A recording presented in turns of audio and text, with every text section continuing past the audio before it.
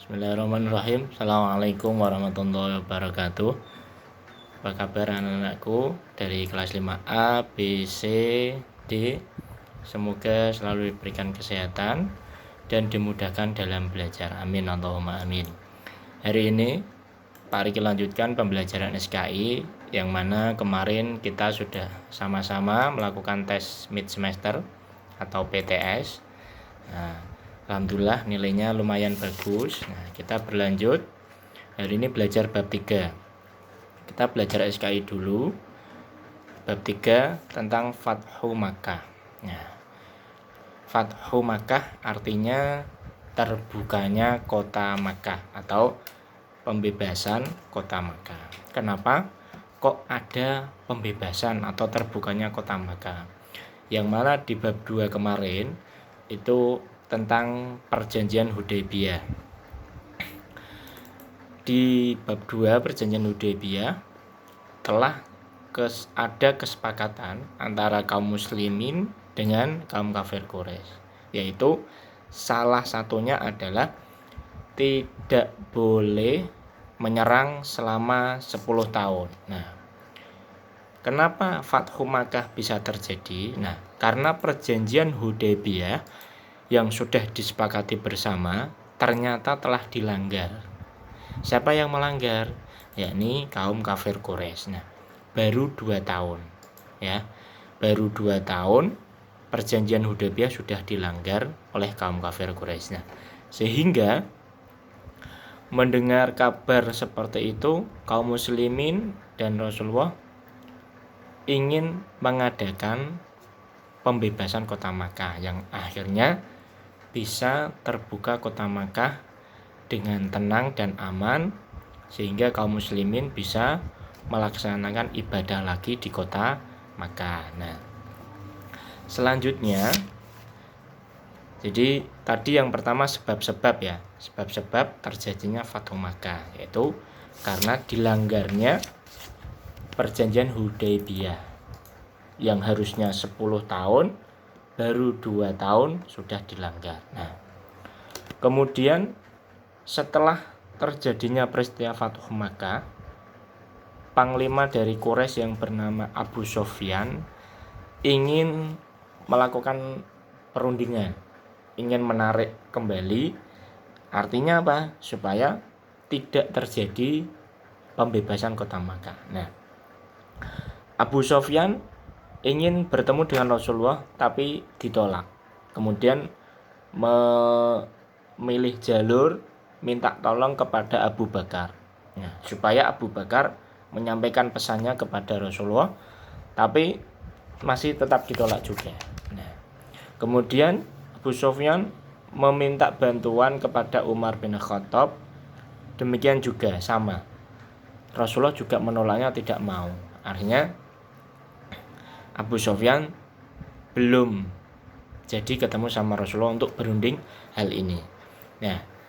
Pada tanggal 10 Ramadan 8 Hijriah, Rasulullah dan kaum muslimin berangkat menuju kota Makkah. Tiba di kota Makkah itu tanggal 20 Ramadan. Jadi perjalanan 10 hari.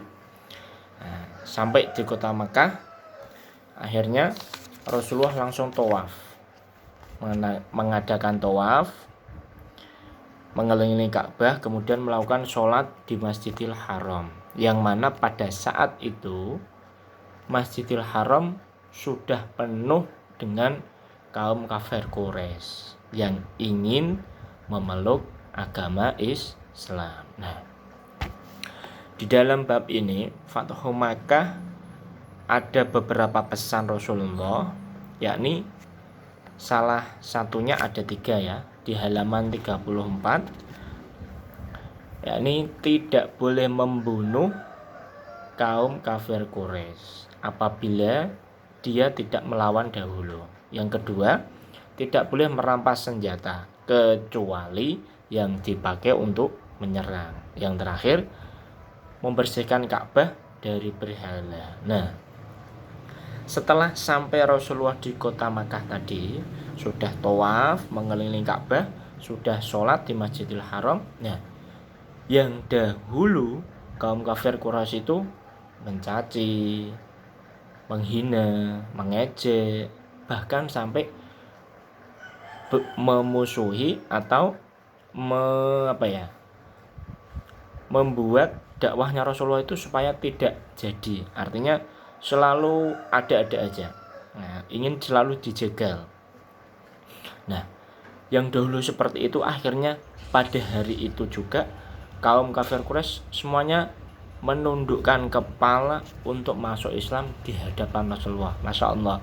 Itulah termasuk hidayah dari Allah yang dimunculkan dari hati nurani para kaum kafir Quraisy, sehingga banyak kaum kafir Quraisy melakukan perubahan untuk masuk agama Islam. Nah, setelah selesai melakukan ibadah dan kaum kafir Quraisy masuk agama Islam, kemudian membersihkan Ka'bah di sekitar Ka'bah, yang mana pada saat itu masih ada banyak berhala, kurang lebih 360 ya.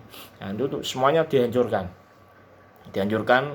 kaum muslimin bersama Rasulullah. Nah, setelah sudah bersih, kemudian menyerahkan kunci pintu Ka'bahnya kepada Utsman bin Tolha supaya nanti untuk memudahkan ketika ada untuk kebersihan bersama, supaya Ka'bah lebih terawat ya, lebih terawat dari tahun ke tahun. Nah, kira-kira pada bab ini Pak Riki memberikan penjelasan sedikit, semoga bermanfaat. Nanti lanjut ya sedikit halaman 35, yakni keteladanan Nabi Muhammad SAW dalam peristiwa Fathu Makkah. Apa anak-anak kira-kira keteladanan yang perlu kita ambil atau hikmahnya? Salah satunya adalah sikap arif dan bijaksana dari Rasulullah. Yang kedua, sabar. Nah, yang ketiga, pemaaf, yang mana Rasulullah sudah banyak ditipu, dimusuhi, dicaci maki, dan lain sebagainya. Dengan sifat terpujinya Rasulullah yang merupakan manusia sempurna, manusia terhebat, sehingga dengan sikap tersebut peristiwa Fathu Makkah bisa berjalan lancar. Maka anak-anak dari sejak dini untuk membiasakan jujur, bijaksana, tidak mudah marah, pemaaf, terus apa lagi ya, sabar yang pentingnya. Terima kasih, sampai ketemu lagi di pertemuan yang akan datang. Assalamualaikum warahmatullahi wabarakatuh.